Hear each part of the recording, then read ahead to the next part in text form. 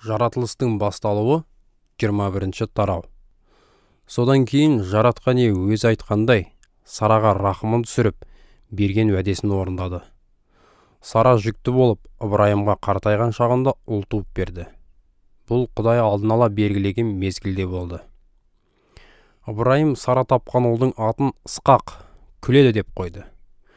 Өзіне Құдай бұйырғандай, оны 8 күн өткен соң сүндеттеді. Ысқақ дүниеге келгенде Ыбырайым 100-ге толған еді. Сара қуанып былай деді: Құдай маған күлкі сыйлады. Мұны естіген әркім менімен бірге қуанып күледі. Сара нәресте емізетін болады деп Ыбырайымға алдын ала кім айта алар еді? Бірақ екеуміздің егде тартқанымызға қарамастан, мен оған ұл туып бердім. Ысқақ біраз өскен соң, Сара оны емшектен шығарды. Сол күні Ыбырайым үлкен той жасады. Бірде Сара мысырлық Ажардан туған Ысмағұлдың Ысқақты келекелеп, күлкі етіп жүргенін байқады. Сонда ол Ыбырайымға: мына күңді баласымен бірге қуып жібер. Күңнің ұлы, менің ұлым Ысқақпен бірдей мұраға ие болмасын, деді. Бұл әңгіме өзінің ұлы туралы болғандықтан Ыбырайымға еш ұнамады. Бірақ Құдай оған: бала мен күнге бола қамықпа. Сараның айтқанының бәріне көн. Себебі сенің ұрпағың Ысқақтан тарайтын болады. Алайда күңнің ұлынан да халық таратамын. Ол да сенің ұлың ғой, деді. Келесі күні Ыбырайым таңертең ерте тұрды. Нанды және су құйылған месті алып, оларды Ажардың иығына артып берді де, баласын оның қолына тапсырып, шығарып салды. Ажар жолға шыққан соң, Бершеба маңайындағы айдалада адасып кетті. Местегі су таусылғанда, Ажар оның бір бұтаның көлеңкесіне жатқызды да, өзі кетіп қалды. Баласынан оқ жетер жерге барып, қарама-қарсы отырды. Өйткені ол, баланың өлгенін көруге шыдай алмаймын, деді. Осылай оған қарама-қарсы отырып алып, дауыс шығарып өксіп жылап жіберді. Құдай баланың жылап жатқан даусына құлақ асты. Оның періштесі аспаннан Ажарға дауыстап: саған не болды, Ажар? Қорықпа. Құдай мына жерде жатқан баланың даусына құлақ асты. Орныңнан тұр, балаңа қол ұшын беріп қамқорла. Мен одан бір үлкен халықты өрбітіп таратамын, деп тіл қатты. Содан Құдай Ажардың көзін ашып, оған сол маңдағы құдықты көрсетті. Ажар сонда барып, месті суға толтырып алып, баланың шөлін қандырды. Құдай балаға жар болып қамқорлығын алды. Ол өсіп, айдаланы мекендеп, мерген садақшы болды. Сонымен Ысмағұл Синай түбегіндегі Паран атты елсіз далада тұрды. Анасы оған Мысыр елінен әйел алып берді. Осы кезеңде Филистер патшасы Әбімәлік қолбасшысы Пихолды ертіп келіп, Ыбырайымға: не істесеңіз де барлық жағдайда Құдай сізге жар. Сондықтан мені де, ұлдарым мен немерелерімді де алдамаймын деп Құдай алдында ант беріңіз. Мен сізге қалай жақсы қарасам, сіз маған да, өзіңіз жат жұрттық болып тұрып жатқан елге де жақсы қарайтын болыңыз, деп ұсыныс жасады. Ыбырайым: жарайды, ант беремін, деп келісті. Бұдан кейін ол Әбімәліктің құлдары күшпен тартып алған құдық туралы сөз қозғап, наразылығын білдірді. Әбімәлік оған: мұны кім істегенін білмеймін. Бұл туралы сіз ешқашан айтпадыңыз. Бүгінге дейін мен ештеңеде естіген жоқпын, деп жауап қайырды. Ыбырайым бір қатар малдарын алып, оларды Әбімәлікке сыйға тартты. Содан олар бір-бірімен келісім жасасты. Ыбырайым тағы да 7 ұрғашы қозыны бөлектеп қойды. Сонда Әбімәлік Ыбырайымға: сіз бөлектеп қойған 7 қозы нені білдіреді, деген сұрақ қойды. Ол: 7 қозыны сіз менің қолымнан қабылдай ала көріңіз. Олар бұл құдықты өзімнің қазғандығымның айғағы болсын, деп жауап берді. Осылай бұл жер Бершеба, яғни ант құдығы деп аталды. Себебі осы екі адам сонда бір-біріне ант беріскен еді. Бершебада келісім жасалып біткен соң, Әбімәлік пен оның қолбасшысы Пихол Филистер еліне қайтып кетті. Ыбырайым Бершебада жыңғыл ағашын екті. Сол жерде ол мәңгі тірі Құдай жаратқан иеге сыйынып ғибадат етті. Бұдан кейін Ыбырайым Филистерлердің мекендеген жерінде ұзақ уақыт бойы жат жұрттық ретінде көшіп қонып жүрді. Жаратылыстың басталуы 22-ші тарау. Осы оқиғалардан соң Құдай Ыбырайымды сынамақ болып, оны «Ыбырайым» деп шақырды. Ол «Тыңдап тұрмын» деп жауап берді. Сонда Құдай оған: «Сен өзіңнің жақсы көретін жалғыз ұлың Ысқақты ертіп алып, Мория жеріне бар. Оны сол жерде мен саған көрсететін тауға апарып, құрбандыққа шалып, өртеп жібер» деп бұйырды. Ыбырайым таңертең ерте тұрып, есегін ерттеп, жастау 2 қызметшісін және ұлы Ысқақты өзімен бірге ертіп алды. Ол құрбандық отына жеткілікті етіп, отындық ағаш жарып алып, Құдай өзіне айтқан жерге қарай жолға шықты. 3-ші күн дегенде Ыбырайым айналасына көз жүгіртіп, сол жерді алыстан көрді. Сонда ол қызметшілеріне: «Сендер есекпен осы жерде қалыңдар. Балам екеуміз сол жерге өрлеп барып, Құдайға ғибадат етеміз. Содан кейін сендерге қайтып келеміз» деді. Ыбырайым құрбандық отына арналған ағашты баласы Ысқаққа арқалатып, өзі шоқ салынған ыдыс пен пышақты қолына ұстап, екеуі бірге әрі қарай жүріп кетті. Сонда Ысқақ әкесіне: «Әке» деп тіл қатты. Ыбырайым: «Я ұлым, не айтайын деп едің?» деді.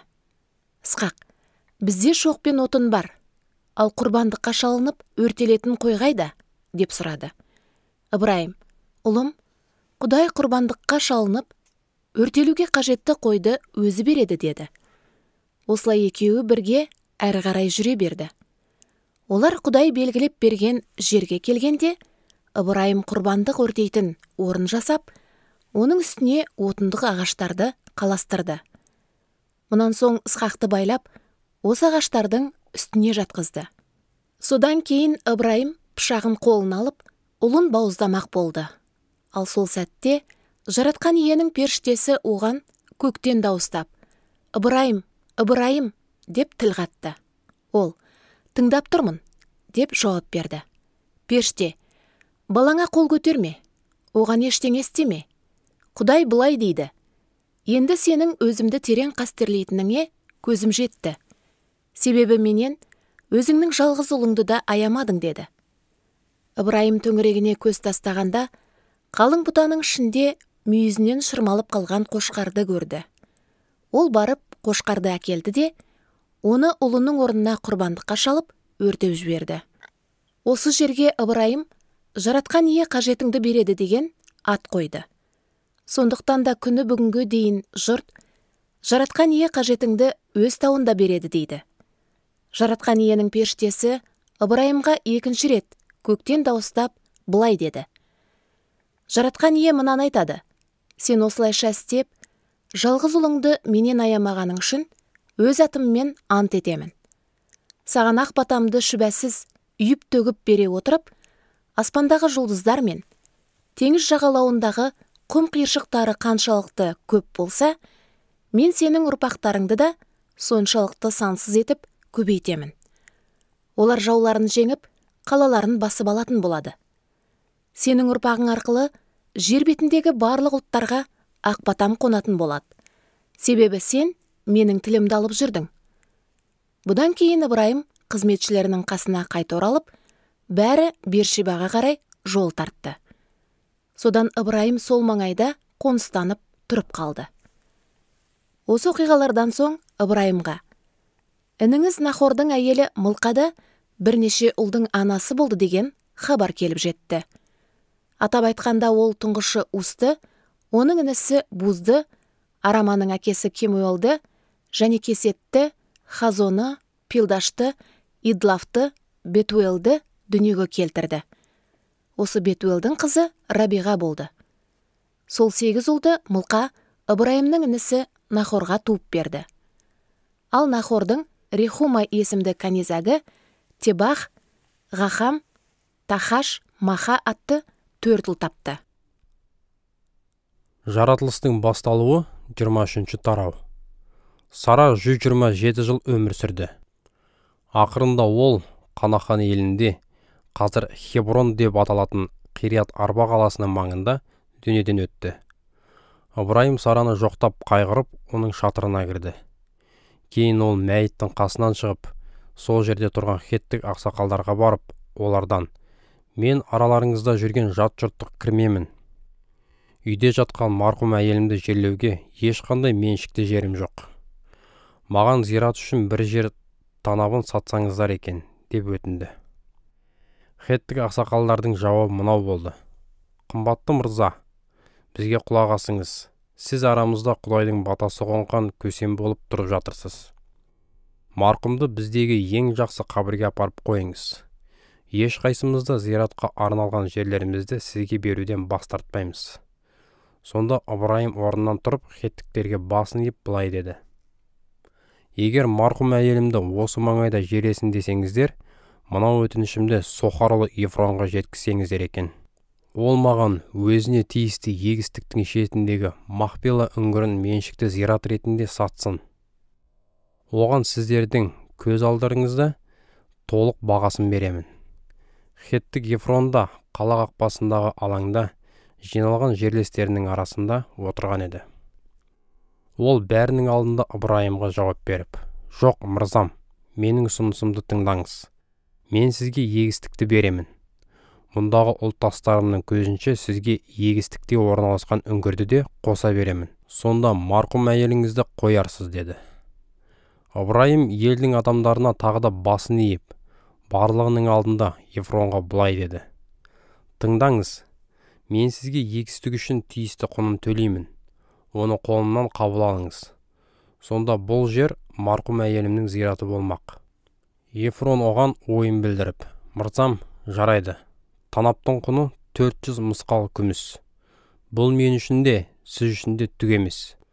Марқұмды сонда жерлей беріңіз», деді. Ыбырайым келісіп, хеттіктердің көзінше Ефрон атаған құнды 400 мысқал күмісті оған саудада қолданылатын өлшем бойынша таразыға салып өлшеп берді. Осылай Мамренің шығысындағы Мақпелада орналасқан Ефронның егістік жері, ондағы үңгір және сонда өсіп тұрған барлық ағаштар Ыбырайымның меншігіне айналды. Қала қақпасындағы алаңда жиналған хеттік ақсақалдардың барлығы бұған куә болды. Ыбырайым мұнан кейін Сараның мәйітін Мақпела даласындағы сол үңгірге апарып қойды. Бұл жерді Хеброн деп те атайды. Сонымен хеттіктерден алынған Қанақан еліндегі егістік жер мен ондағы үңгір зират ретінде Ыбырайымның тұрақты меншігіне айналды. Жаратылыстың басталуы 24-ші тарау. Ыбырайым жасы ұлғайып қартайған еді. Жаратқан ие оны қай жағдайда да жарылқап келді. Бірде ол барлық мал мүлкін басқаратын бас қызметшісін шақырып алып, оған: «Сен қолыңды менің жамбасымның астына қойып тұрып, аспан мен жерді жаратқан Құдай иеміздің алдында ант бер. Сен ұлы мысқаққа әйелді бірге тұрып жатқан қанахандықтардың қыздарынан алып бермейсің.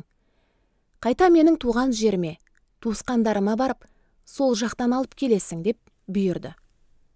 Қызметшісі одан: «Егер қалыңдық маған еріп, осы елге келгісі келмейтін болса, онда не істейін? Ұлыңызды өзіңіз көшіп келген елге қайтарып апарайын ба?» деп сұрады. Ыбырайым: «Сен ұлымды ол жерге қайтып апарудан сақ бол. Себебі көктегі Құдай, жаратқан ие мені әкемнің үйінен, туған жерімнен алып шығып, осы елді сенің ұрпақтарыңа беремін деп маған ант берді. Жаратқан ие ұлыма сол жерден әйел тауып алуың үшін сенен бұрын өзінің періштесін жібереді.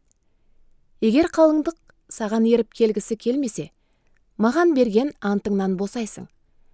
Бірақ қайткен күнде де ұлымды сол жаққа қайтып апарушы болма», деп мықтап ескертті.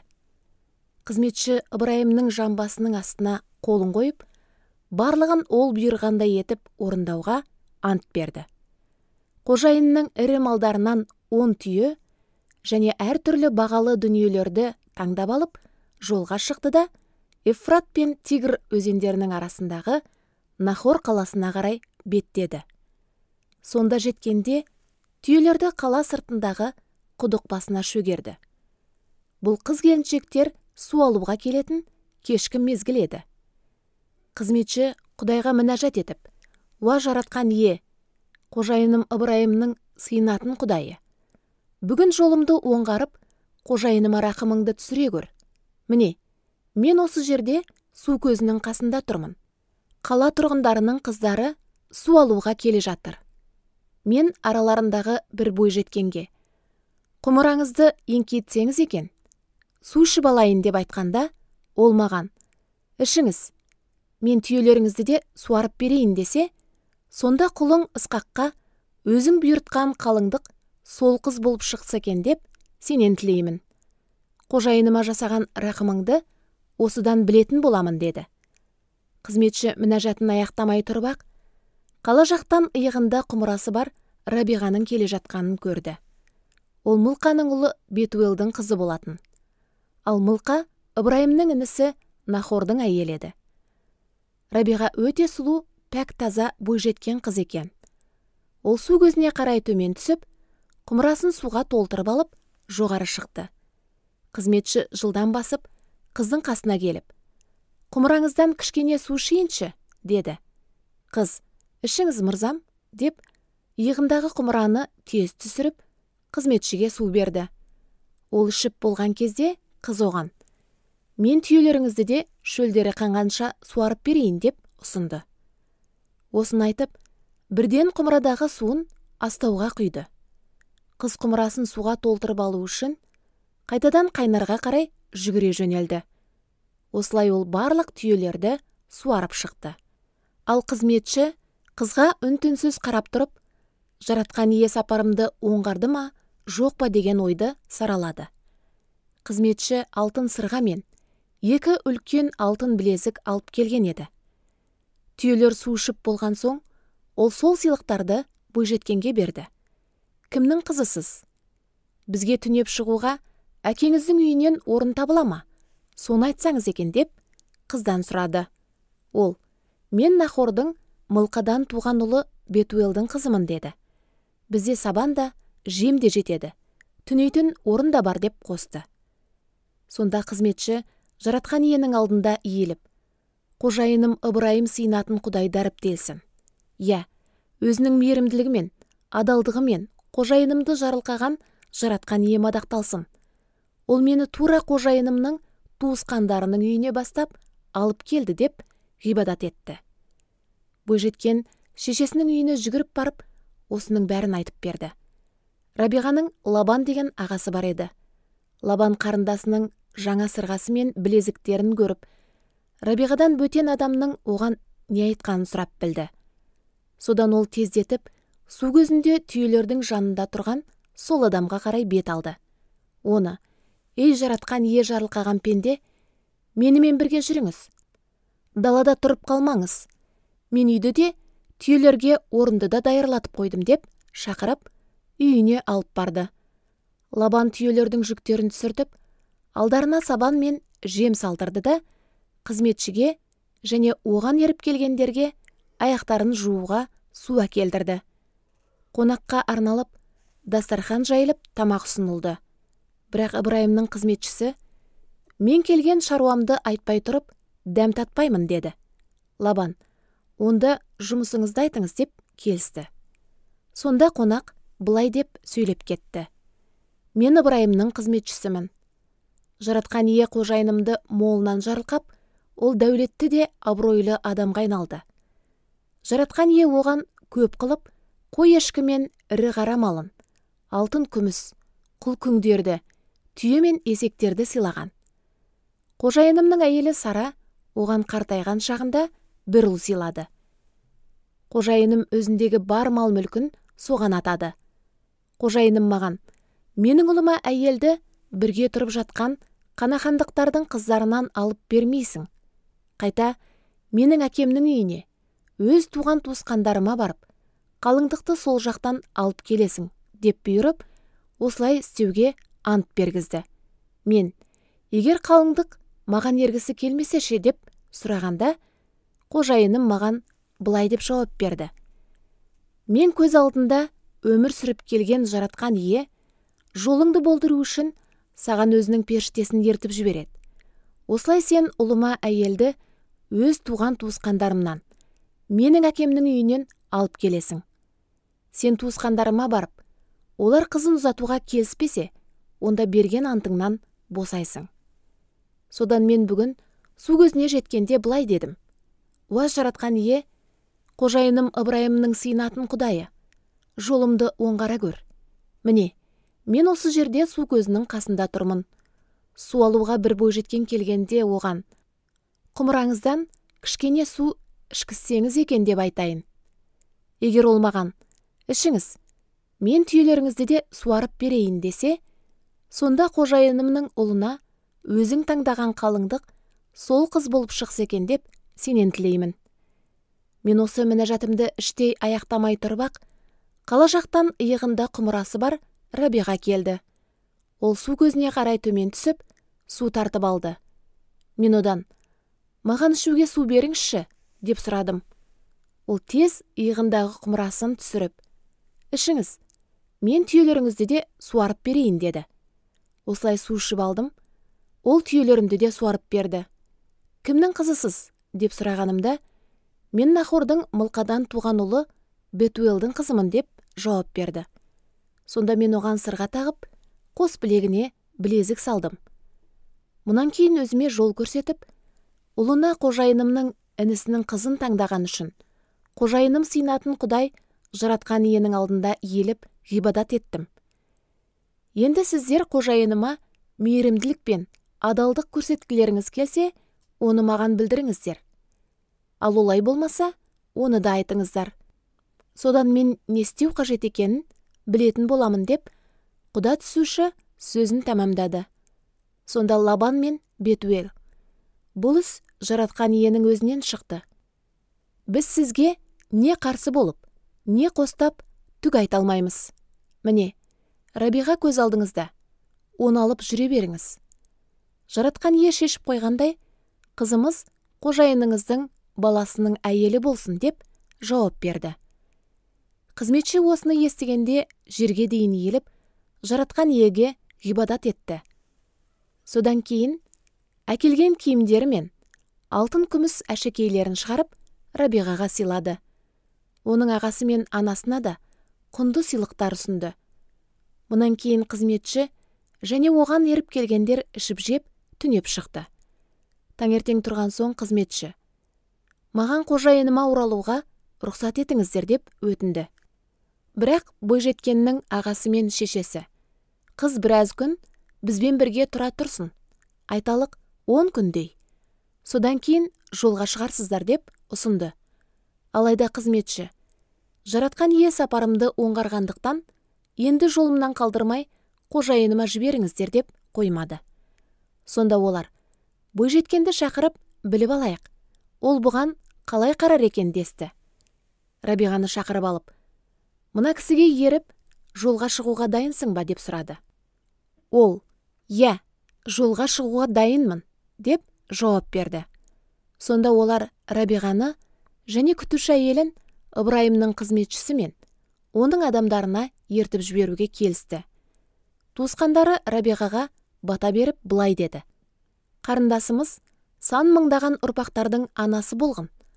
Жауларының қалаларын, үрін бұтағын басып алсын. Мұнан кейін Рабиға мен оның қызметші қыздары жолға жиналып, түйелеріне отырып, сол кісіге еріп кетті. Осылай Ыбырайымның бас қызметшісі Рабиғаны ертіп алып, келген еліне кері беттеді. Сол кезде Ысқақ Қанаханның оңтүстік аймағында тұратын. Ол Қамқоршым тірі Құдай деген құдыққа дейін көшіп қонып барып, қайтып келген еді.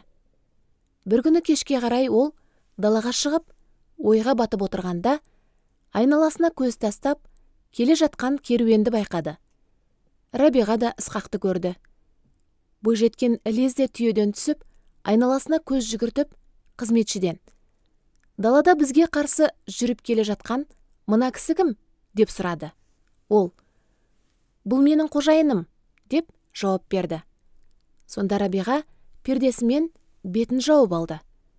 Қызметші Ысқаққа сапарында не істегенін түгел айтып берді. Ысқақ Рабиғаны өзінің марқұм анасы Сараның шатырына кіргізіп, оған үйленді. Қалыңдығы Ысқаққа қатты ұнады. Содан оның анасы қайтыс болғаннан кейінгі қайғысы сейілді. Жаратылыстың басталуы 25 тарау. Ыбырайым тағы да үйленіп, Кетура есімді әйел алған болатын.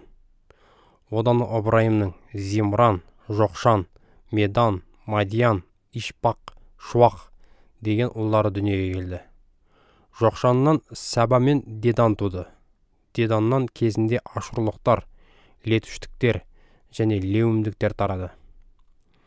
Мадиянның ұлдарының аттары мыналар: Ефа, Ефер, Ханох, Абида, Елдаға. Бұлардың барлығы да Кетурадан тараған ұрпақтар болатын. Алайда Ыбырайым жинаған бар дүние мүлкін Сарадан туған Ысқаққа мұра етіп қалдырды. Өзінің көзі тірісінде ол Кәнизактарынан туған ұлдарына енші беріп, оларды шығыс жаққа, өз ұлы Ысқақтың маңынан алшақтау жерге жіберді. Ыбырайым барлығы 175 жыл жасады. Ол мағыналы өмір сүріп, жасы ұлғайған шағында о дүниеге ата-бабаларының қасына аттанды. Ысқақ пен Ысмағұл әкелерінің мәйітін Мамренің қасында, Хеттік Сохар ұлы Ефронның егістігінде орналасқан Махпила үңгіріне апарып, марқұм әйелі Сараның қасына қойды. Бұл жер танабы мен үңгірді Ыбырайым кезінде Хеттіктерден сатып алған болатын. Ыбырайым өлгеннен кейін Құдай оның ұлы Ысқақты да жарылқап жүрді. Ол қамқоршым тірі Құдай деген құдықтың маңайында өмір сүріп жатты. Ыбырайым Сараның мысырлық күңі Ажардан туған ұлы Ысмағұлдың үрім бұтағының шежіресі мынау. Ысмағұлдың ұлдарынан тараған ұрпақтар рет-ретімен былай аталады. Ысмағұлдың тұңғышы Набайот, одан кейін Қидар, Адбел, Мипсам, Мишма, Дума, Масса, Хадат, Тема, Етур, Нафиш, Кедмақ туды. Бұлар Ысмағұлдың 12 ұлынан тарап, жартылай көшпенді, жартылай отырықшы болып, мекендеген жеріне қарай бөлінген рулардың 12 көсемі болды. Ысмағұл барлығы 137 жыл өмір сүріп, ата-бабаларының қасына аттанды. Оның ұрпақтары Мысырдың шығысындағы Шурдан Астур еліндегі Хауилаға қарай созылған аралықты мекендеп, барлық бауырлас тайпалармен жауласып өмір сүрді. Ыбырайымның ұлы Ысқақтың үрім бұтағының шежіресі мынау. Ыбырайымнан Ысқақ туды. Ысқақ 40 жасында солтүстік Месопотамияда тұратын арамалық Бетуелдің қызы Лабанның қарындасы Рабиғаға үйленді. Әйелі бала көтермегендіктен Ысқақ ол үшін жаратқан еге жалына сыйынды. Оның тілегін еміз қабыл алып, күндердің күнінде Рабиға жүкті болды. Оның құрсағындағы 2 нәресте бір-бірімен тебісетін. Сонда ол, менде не үшін бұлай деп ойлап, осыны білмекші болып жаратқан еге жүгінді. Еміздің жауабы мынау болды. Сенің ішіңде 2 тайпа жатыр. Құрсағынан 2 ұлт тарамақ. Біреуі екіншісінен күштірек болып, ағасы інісінің қызметшісі болмақ. Босанатын уақыты келіп, Рабиға 2 ұл тапты. Бірінші туған баланың денесін киім іспетті қалың қызыл түк басып кеткендіктен, оған Есау, яғни түкті деп ат қойды. Одан соң оның сыңары көрінді. Ол бір қолымен Есауды өкшесінен ұстап алыпты. Оны Жақып, яғни өкшеден ұстаушы, алдамшы деп атады. 2 ұлды болғанда Ысқақ 60 деді. Балалар ер жетті. Есау дала кезіп жүретін білікті аңшы болса, Жақып шатыр маңайында тыныш жүретін жігіт еді. Ысқақ баласы аулаған аңның етін ұнатқандықтан Есауды жақсы көретін. Ал Жақып Рабиғаның сүйікті ұлы болды. Бір күні Жақып тамақ пісіріп жатқанда Есау шаршап, қарны ашып даладан келді. Ол Жақыпқа, маған тезірек мына бір қызғылт түсті көжеңнен берші, мен ашпын деді. Сондықтан ол кейін Едом, яғни қызыл деп аталды. Жақып, онда қазір маған өзіңнің тұңғыштық жолыңды сат деп қолқа салды. Есау, аштықтан өлейін деп тұрғанымда, маған тұңғыш боп туғандығымның керегі қанша деді. Жақып, алдымен маған ант бер деп талап етті. Есау ант беріп, өзінің тұңғыштық жолын Жақыпқа сатып жіберді. Сонда Жақып оған нан және қызыл жасымықтан пісірген көжені ұсынды. Есау ішіп жеп болған соң жөніне кетті. Осылайша ол тұңғыштық жолынан немқұрайды қарап, одан бас тартты. Жаратылыстың басталуы 26 тарау. Бір кезде Ыбырайымның тұсында болғандай, елді тағы да аштық жайлады. Сонда Ысқақ филистерлердің патшасы Әбу-Мәліктің еліндегі Герар қаласына қарай жол тартты. Ал жаратқан ие Ысқаққа аян беріп, Мысыр жаққа көшпей, мен айтқан жерде қоныстанып, сол елде жат жұрттық болып тұра бер. Саған жар болып батамды қондырамын. Сенің ұрпақтарыңа осы жерлердің бәрін табыстап, әкең Ыбырайымға берген антымды жүзеге асырамын. Мен үрім бұтағыңды аспандағы жұлдыздар сияқты сансыз етіп көбейтіп, оларға осы жерлердің бәрін табыстаймын. Сенің ұрпақтарың арқылы жер бетіндегі барлық ұлттарға ақбатам қонатын болады. Өйткені Ыбырайым менің тілімді алып, берген бұйрықтарыма, ережелеріме және өсиет сөздеріме түгел құлақ асып, жүзеге асырды деді. Осылайша Ысқақ Герарда тұрып қалды. Алайда сол жердің адамдары одан әйелі туралы сұрағанда, Ысқақ оларға, ол менің қарындасым, деп жауап берді. Себебі Ысқақ, жергілікті адамдар Рабиғаға бола көзімді құртып жүрер. Ол керемет сұлу ғой, деп ойлап, оны әйелім деп айтудан қорықты. Ысқақ сол жерде едәуір уақыт тұрғаннан кейін, Филистер патшасы Әбу-Мәлік бір күні терезеден Ысқақтың әйелі Рабиғаны аймалап жатқанын көріп қалды. Сонда Әбу-Мәлік Ысқақты шақыртып алып, ол сенің әйелің екен ғой. Сен қалайша оны қарындасым деп жүрсің, деп жегіді. Ысқақ оған, өйткені оған бола мені өлтіріп тастар деп ойладым, деді. Әбу-Мәлік, сен неге бұлай істедің? Жергілікті ер адамдардың біреуі әйеліңе жақындап қоюы мүмкін еді. Сонда біз кінәлі болып қалатын едік, деп сөкті. Содан Әбу-Мәлік халыққа мынандай жарлық шығарды. Кімде-кім мына ерлі зайыптыға тиіссе, сол өлімге кесіледі. Ысқақ осы жерге егін салып, сол жылы одан 100 есе өнім алды. Себебі жаратқан ие оны жарылқаған болатын. Осылай ол байи берді. Дүние мүлкі көбейген үстіне көбейіп, Ысқақ нағыз бай адамға айналды. Оның ірілі-ұсақты малдарының отар табындары және құл қызметшілері көп болғандықтан, филистерлер Ысқаққа қызғанышпен қарай бастады. Сондықтан олар Ысқақтың әкесі Ыбырайымның тірі кезінде қызметшілеріне қаздырған барлық құдықтарын топырақпен толтырып бітеп тастады. Әбу-Мәлік те, біздің жақтан көшіп кет, бізден әлдеқайда күшейіп алдың, деп Ысқаққа теріс қарады. Ысқақ сол арадан көшіп, шатырларын Герар аңғарына тігіп қоныстанды. Сол жерде Ысқақ әкесі Ыбырайымның тірі кезінде қаздырған, бірақ ол өлгеннен кейін филистерлер топырақпен бітеп тастаған құдықтарын қайтадан аршытып, оларды әкесінің қойған аттарымен атады. Ысқақтың қызметшілері сол аңғарда тағы бір құдық қазып жүріп, судың қайнар көзін тапты. Алайда герарлық бақташылар оның малшыларымен таласып, бұл біздің суымыз, деп дау көтерді. Сол құдық үшін дауласқандықтан Ысқақ оны дауласу құдығы деп атады. Кейін қызметшілері тағы бір құдық қазды.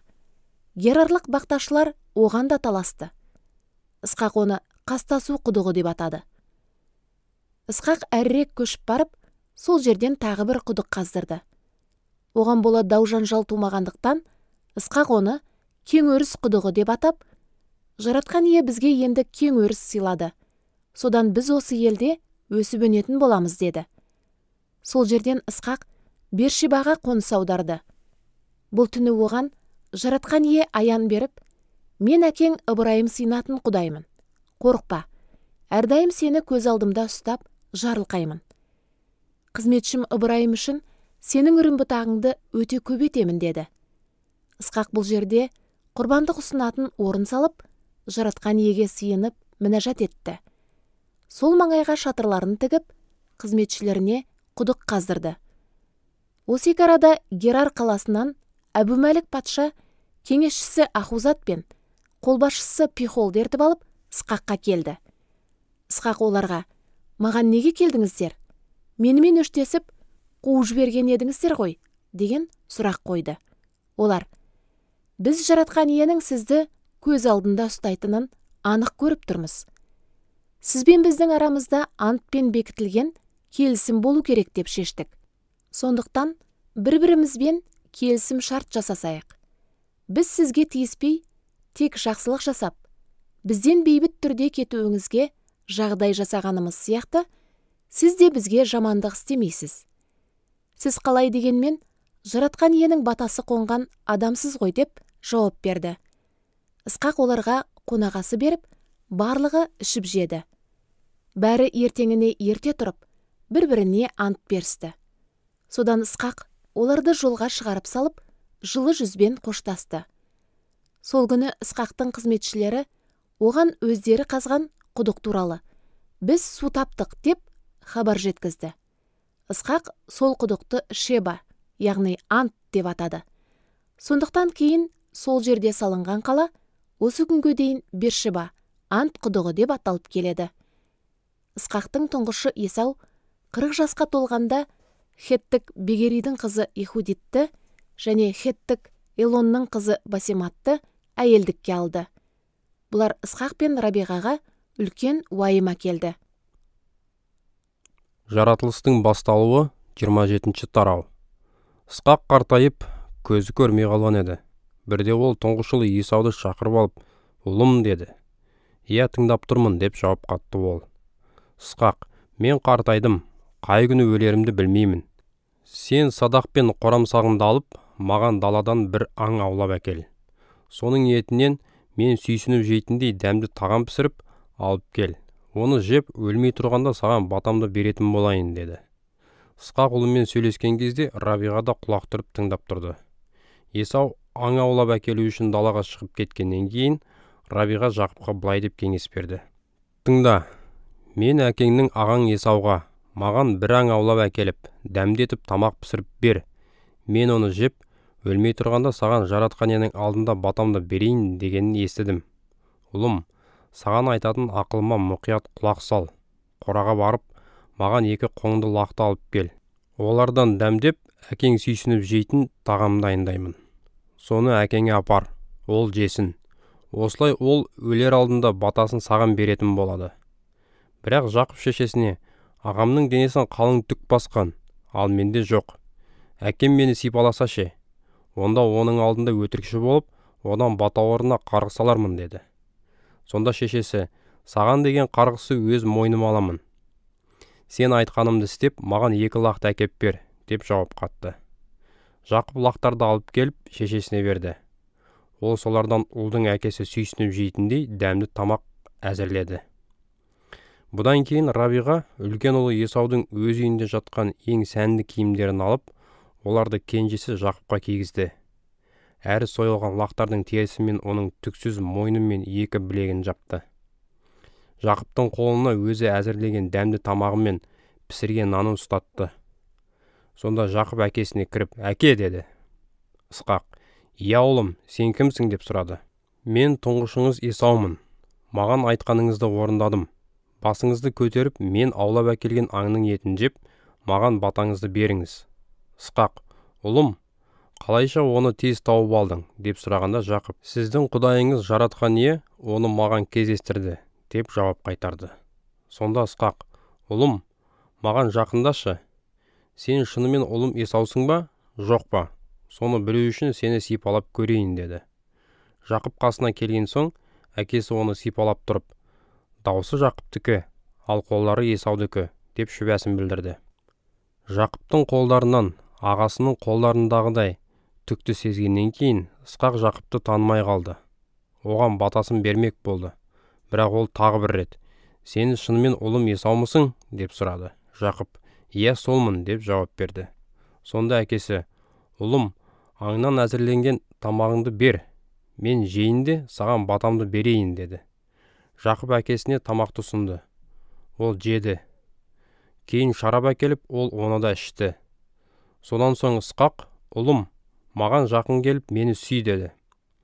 Жақып әкесінің қасына барып, оны сүйгенде, Ысқақ оның киген киімдерінен Есаудың иісін сезді. Содан ол ұлына батасын беріп, былай деді. Ұлымның иісі жаратқан не жарылқаған даланың иісіндей. Айырмасын Құдай сені аспан шығынан, әрі топырақтың құнарлығынан, ағыл-тегіл астық пен жүзім шырынынан, саған ұлттар қызмет жасай берсін, һәм халықтар бас етім болсын. Сен берейтін бол бауырларыңды, саған бағынсын анаңның ұлдары. Сені қарғайтындарды қарғыс атсын, ал батасын беретіндер жарылқансын. Ысқақ батасын аяқтап, Жақып әкесінен шығып бара жатқан кезде, ағасы Есау аң аулаудан қайтып келді. Ол да дәмді тамақ пісіріп, әкесіне апарды да, оған былай деп тіл қатты. Әке, басыңызды көтеріп, батаңызды беру үшін мен әзірлеген тамақтан ішіңіз. Сонда әкесі одан, сен кімсің деп сұрады. Ол оған, мен тұңғыш ұлыңыз Есаумын ғой, деп жауап берді. Сонда Ысқақ қатты дірілдеп шошып кетіп, аң аулап маған жаңа ғана тамақ әзірлеп әкелген адам кім болды екен? Мен сол тамақты сенгелер алдында ғана жеп, оны әкелген адамға батамды беріп қойдым. Енді батам сол күйінде қалады деді. Есау әкесінің сөзін естігенде әбден күйініп, қатты айғайлап жіберіп, әке, маған да батаңызды берсеңіз етті, деп жалбарынды. Ал әкесі, інің қулықпен келіп, саған тиесілі батаны иемденіп кетті, деп бас тартты. Сонда Есау, оның аты Жақып қой, ол мені 2 рет алдап үлгерді. Алдымен ол менен тұңғыштық жолымды алдап алды. Енді маған тиісті батаны да иемденіп кетті, деді де әкесінен, сіз маған деген ешқандай бата қалдырған жоқсыз ба, деп сұрады. Ысқақ, мен оны саған билеуші етіп, барлық бауырларының бәрін өзіне қызметші қылып бердім. Оны мол астықпен, жүзім шырынымен қамтамасыз еттім.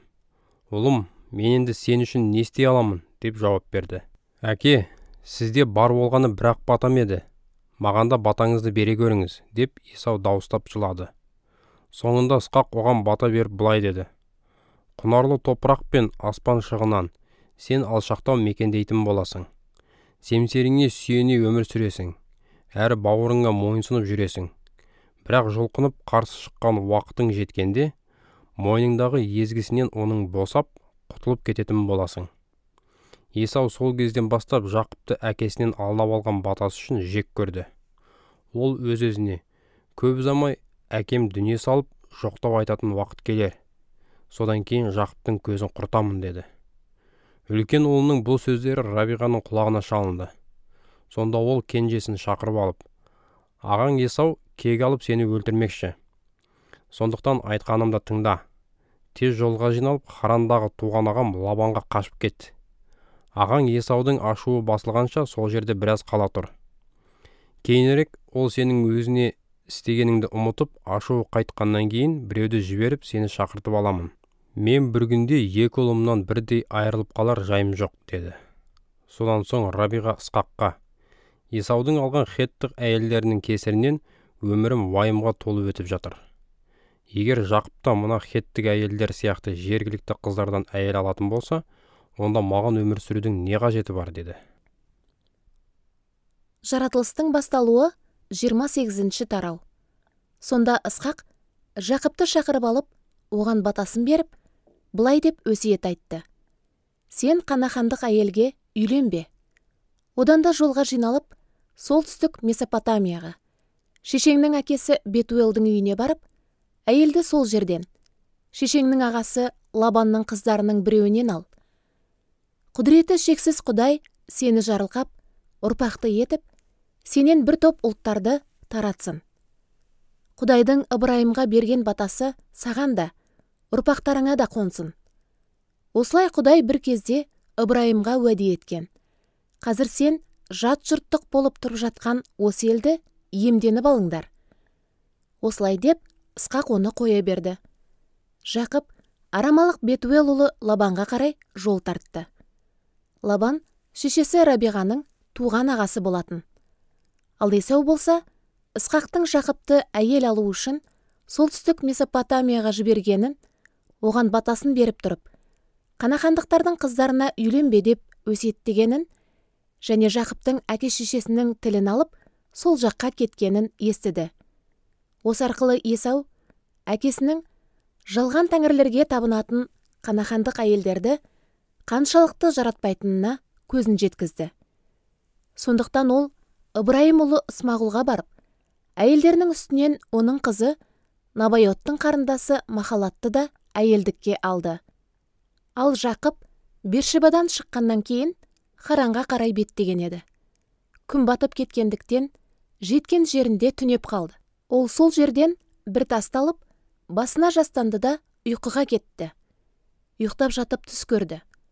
Түсінде оған жерден көкке дейін жетіп тұрған баспалдақ көрінді.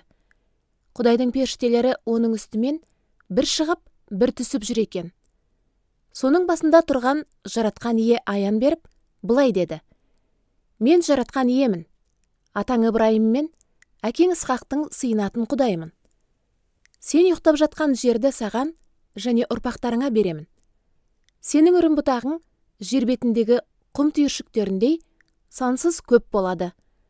Батыс пен шығысқа, солтүстік пен оңтүстікке тарайсыңдар. Өзің және ұрпақтарың арқылы жер бетіндегі барлық ұлттарға батам қонады. Біліп ал, мен саған жар болып, қайда барсаң да қорғаймын. Кейін сені осы жерге қайта алып келемін. Мен сені жалғыз қалдырмаймын. Саған қандай уәде берсем, соның бәрін орындаймын. Жақып оянып, шынында жаратқан ие осы жерде екен, ал мен мұны еш білмеппін, деп қорқып тұрып, мына жер неткен киеледі. Бұл Құдайдың үйі. Мұнда көкке апаратын қақпа тұр екен, деді. Ертеңіне Жақып ерте тұрып, басына жастанған тасты ескерткіш ретінде тұрғызды. Ол соның үстіне май құйып, оны Құдайға бағыштады. Осы жерге Жақып Бетел, яғни Құдайдың үйі деген ат қойды. Бұрын ол Луз деп аталған еді. Содан Жақып ант етіп, былай деп уәде берді: егер Құдай маған жар болып, осы сапарымда аман сақтаса, жейтін нан, киетін киіммен қамтамасыз етіп, әкемнің үйіне аман есен қайтарса, онда жаратқан ие менің сыйынатын құдайым болады. Мен ескерткіш ретінде орнатқан осы тас Құдайға ғибадат ететін орын болмақ. Я Құдайым, сенің маған беретініңнің барлығының 1/10 бөлігін өзіңе арнамақпын. Жаратылыстың басталуы 29 тарау. Жақып сапарын әрі қарай жалғастырып, шығыс еліне жетті. Сол жерде ол далада тұрған бір құдықты көрді. Оның қасында 3 отар қой жатты. Шопандар малдарын содан суарады екен. Құдықтың аузы алып таспен бекітілген еді. Барлық отарлар жиналғаннан кейін малшылар тасты аударып тастап, малдарын суарып, болған соң құдық аузын қайтадан бекітіп қоятын. Жақып малшылардан: ағайындар, қай жерліксіңдер, деп сұрады. Хараннанбыз. Нахор ұлы Лабанды білесіңдер ме? Иә, білеміз. Оның хал жағдайы жақсы ма? Жақсы. Міне оның қызы Рахила қойларын айдап келе жатыр. Жақып: күн әлі ерте, малды жинайтын уақыт болған жоқ. Қойларды суарып өріске шығарыңдар, дегенде малшылар: барлық мал жиналып, құдық аузындағы тас алынып тасталғанша олай істей алмаймыз. Тек содан кейін ғана малды суарамыз, деп жауап берді. Олар сөйлесіп тұрғанда Рахила әкесінің ұсақ малдарымен құдық басына келді. Себебі ол да мал бағатын. Жақып нағашысы Лабанның қызы Рахиланы және оның қойларын көрісімен құдық аузындағы тасты аударып тастап, малдарын суарып берді. Сонан соң Рахиланың бетінен сүйіп, дауыстап жылап, өзін әкеңнің жиені Рабиғаның ұлымын деп таныстырды. Қыз әкесіне жүгіріп барып, болған жайтты айтып берді. Лабан қарындасының ұлы Жақып туралы ести сала алдынан шықты. Оны құшақтап бауырына қысып, бетінен сүйіп, үйіне алып барды. Жақып Лабанға өзінің неге келгені жайлы әңгімелеп берді. Сонда Лабан: сен қандас бауырымсың, деп оған құшағын жайды. Жақып нағашысының қасында 1 ай болғаннан кейін Лабан оған тіл қатып: Сен туысым болғандықтан маған тегін қызмет етуге тиіссің бе? Жоқ, қызметің үшін менен не қалайсың, соны айтшы, деді. Лабанның екі қызы бар болатын. Үлкенінің аты Лия, кішісінің аты Рахила еді. Лия көзінде оты жоқ, тартымсыз, ал Рахила сұлу, дене бітімі әдемі болатын. Жақып Рахиланы ұнатып қалып Лабанға: «Мен сізге кіші қызыңыз Рахила үшін 7 жыл қызмет етуге әзірмін», деп жауап қайтарды. Лабан: «Оны бөтен біреуге ұзатқанша саған бергенім артық. Менің қасымда қал», деп келісті. Осылай Жақып Рахила үшін 7 жыл қызмет етті. Ол Рахиланы өте жақсы көргендіктен бұл жылдар бірнеше күнде зымырап өте шықты. Уақыты жеткенде Жақып Лабаннан: «Келісілген мерзім аяқталды. Маған қалыңдығымды беріңіз, үйленгім келеді», деп рұқсат сұрады. Сонда Лабан ауыл адамдарын түгел шақырып үлкен той жасады. Ал кеш түсе, Лабан Жақыпқа үлкен қызы Лияны жетектеп апарып берді. Жақып түнде сонымен бірге болып шықты. Лабан күңі Зилпаны Лияға жеке қызметші етіп берді. Таң атқанда, міне ғажап, қалыңдық Лия болып шықты. Жақып Лабанға: «Бұл не істегеніңіз? Сізге Рахиланы алу үшін қызмет еттім емес пе? Мені неге алдадыңыз?» деп ашуланды. Лабан оған: «Бізде үлкені тұрғанда кіші қызын ұзатпайды. Бір жұма бойы үйлену тойын осы қалыңдығыңмен өткіз. Содан кейін мен саған кішісінде беремін. Ол үшін тағы да 7 жыл қызмет етесің», деген шешімін айтты. Жақып бұған келісіп, бір апта бойы тойды Лиямен өткізді. Мұнан соң Лабан оған кіші қызы Рахиланы да қосты. Рахилаға жеке қызметшісі етіп күнгі балқаны берді. Жақып Рахиламен де бірге болып, оны Лиядан гөрі артық ұнатты. Бұдан кейін ол Лабанның қол астында тағы да 7 жыл қызмет етті. Жаратқан ие Жақыптың Лияны ұнатпайтынын көрген соң, оған балалы болу қабілетін сыйлады. Ал Рахила бедеу болатын. Сонымен Лия жүкті болып ұл туды. Ол шеккен жәбіріме Жаратқан ие қарады. «Енді күйеуім мені жақсы көретін болады», деп баласына Рубен, «Қара, бір ұл» деген ат қойды. Кейін Лия тағы да ұл тапқанда, Жаратқан ие менің күйеуіме ұнамсыз екенімді естіп, маған мына ұлды да сыйлады, деп оған Шимон, яғни есіп тұрған деген есім берді. Тағы бір ұл туған соң Лия: «Енді күйеуім маған берік қосылатын болды. Себебі мен оған 3 ұл туып бердім», деді. Сондықтан бала Леуі, берік қосылған деп аталды. Мұнан соң да Лия құрсақ көтеріп ұл тапқанда, «Енді Жаратқан иені мадақтай беремін», деп ұлын Яхуда, мадақтау деп атады. Содан кейінгі жылдары ол бала көтермеді. Жаратылыстың басталуы 30-шы тарау. Рахила өзі Жақыпқа бала туып бермегендіктен, әпкесіне қызғана қарап, күйеуіне: «Маған бала берші, әйтпесе өлемін», деді. Жақып оған: «Саған бала тууды бұйыртпаған Құдай мен емеспін ғой», деп қатты ашуланды. Ал Рахила: «Мынау күңім Балқа, сонымен жақындас. Ол мен үшін бала туып берсін. Соның арқасында мен де балалы болайын», деп Балқаны Жақыпқа қосты. Онымен бірге болған соң, күңнің аяғы ауырлап, ұл туды. Сонда Рахила: «Құдай құқығымды қорғап, төрелік етті. Ол өтінішіме құлақ асып, маған ұл сыйлады», деді де баланы Дан, төреші деп атады. Бұдан кейін Рахиланың күңі Жақыпқа тағы бір ұлды туып берді. Сонда Рахила: «Мен әпкеммен жүргізген зор тартысымда оны жеңіп шығудамын», деп оған Нафталим, тартысым деген есім берді. Лия өзінің тумай қалғанын көрген соң, күңі Зилпаны Жақыпқа қосты. Зилпа да Жақыпқа ұл туып берді. Сонда Лия: «Бұл не деген бақыт?» деді де оны Ғат, бақыт деп атады. Кейін Лияның күңі Зилпа Жақыпқа екінші ұлын туды. Сонда Лия: «Мен қандай қуанышқа кенелдім. Барлық әйелдер мені қуанышты деп атайтын болады», деп балаға Ашир, қуанышты деген ат қойды. Рубен егін орағы кезінде даладан махаббат алмасы деген жемістер тауып алып, шешесі Лияға алып келді.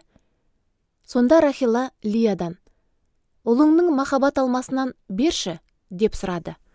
Ал Лия, сен күйеуімді тартып алғаның аз болғандай, енді баламның махаббат алмаларында алғың келеме деп бермей қойды. Ал Рахила, егер маған ұлыңның әкелген жемістерін берсең, онда Жақып бүгін түнде сенімен болсын деді. Жақып кешке даладан келгенде, Лия оның алдынан шығып, бүгін түнде менімен бірге болсаңыз екен. Соны ұлымның әкелген махаббат алмаларына сатып алдым деді. Содан ол түнді Лиямен өткізді. Құдай Лияның тілегін қабылдап, ол 2 қабат болып, Жақыпқа 5-ші ұлды туды. Сонда Лия, мен күңімді күйеуіме бергенім үшін, Құдай маған есесін қайтарып, осы баламды сыйлады деп, ұлын Исашар, яғни Есе деп атады. Кейінірек Лия тағы да бала көтеріп, Жақыпқа 6-шы ұлын туып берді. Сонда ол, Құдай маған құнды сыйлық тартты, енді күйеуім мені сыйлап, бірге қалатын болады. Өйткен оған 6 ұл тауып бердім деп, оның есімін Забулон, сый деп қойды. Мұнан соң Лия бір қыз туып, оны Дина, төрелік деп атады. Ақырында Құдай Рахиланы мейірімділікпен есіне түсіріп, тілегіне құлақ асып, оғанда ана болу бақытын сыйлады. Рахила ұл туып, Құдай мені масқаралықтан құтқарды деді. Баласына Жүсіп, қосып берсін деген ат қойып, жаратқан ие маған тағы бір ұлды қосып берсін деді. Рахила Жүсіпті туғаннан кейін Жақып Лабанға тіл қатып, маған өз жеріме, туған еліме қайта оралуыма рұқсат етіңіз. Мен жолға шығайын, әйелдерім мен балаларымды беріңіз. Солар үшін қызмет еттім ғой. Сізге қаншалықты қызмет жасағанымды өзіңіз білесіз деді. Лабан, сенің маған істеген жақсылығың сол болсын, осында қал. Жаратқан иенің мені саған бола жарылқап жүргенін байқап жүрмін. Алуға тиісті ақыңды өзің белгілеші. Мен оны төлемекпін деп жауап қатты. Жақып оған, сізге қаншалықты қызмет еткенімді, менің арқамда малыңыздың қаншама өскенін өзіңіз білесіз. Мен келгенде сізде болған азғана дүние әлдеқайда көбейді. Жаратқан ие сізді менің қолым тиген әрбір жұмыста жарылқап отырды. Ал енді қашан мен өз үйім үшін бірдеңе істей аламын? Соны айтыңызшы деп наразылық танытты. Лабан, мен саған не беруім керек деп сұрады. Жақып, маған түк бермей-ақ қойыңыз. Мына ұсынысымды қабылдасаңыз, ұсақ малдарыңызды әрі қарай баға берейін. Бүгін барлық отарларыңызды аралап шығайық. Сонда әрбір теңбіл ала қойды, қара қозыны және теңбіл ала ешкіні маған айырып беріңіз. Олар еңбекақым болсын. Келешекте сізге адалдығымды былайша дәлелдемекпін. Сіз ақымды көру үшін келген кезде, менің отарымдағы әрбір теңбіл ала емес ешкі, қара емес қой ұрланған болып табылсын, деген ұсыныс жасады. Лабан, жарайды, айтқаныңдай болсын деп келісті. Алайда сол күні Лабан айлакерлік жасап, ұрғашысы бар, еркегі бар барлық ала, тарғыл ешкілер мен қара қозыларды өзіне айырып алып, ұлдарының қарамағына жіберді де, Жақыптың қасынан 3 күндік жерге қоныс аударды. Ал өзінің қалған ұсақ малдарын Жақыпқа бақтырып қойды. Сонда Жақып теректің, бадам ағашының, шынардың жас шыбықтарын алып, ақ жолақтары айқын көрінетіндей етіп, қабықтарын аршыды. Шыбықтарды мал су ішкенде көз алдарында жату үшін науалардың ішіне салып қойды. Қойлар ала шыбықтар жатқан науаның қасына келіп, бір-бірімен шағылысқанда, олардан тарғыл, қара ала қозылар туды. Жақып тарғыл, қарала қошақандарды айырып алып, өзі бағып жүрген отардың алдыңғы жағына қарай айдап отырды. Осылай ол өзіне жеке отар дайындап алып, қойларын Лабанның малына жуытпай бақты. Күйлі малдар шағылысар кезде Жақып қойлар ала шыбықтарға қарап шағылыссын деп, соларды науалардың ішіне салып қойып жүрді. Бірақ нашар малдар шағылысқанда шыбықтарды науаға салмайтын. Осылайша Лабанның үлесіне нашар қойлар тисе, Жақып күйлі малға ие болды. Осы айламен Жақып әбден байып, отар-отар ұсақ малдар, түйелер және есектерге әрі құл қызметшілерге ие болды.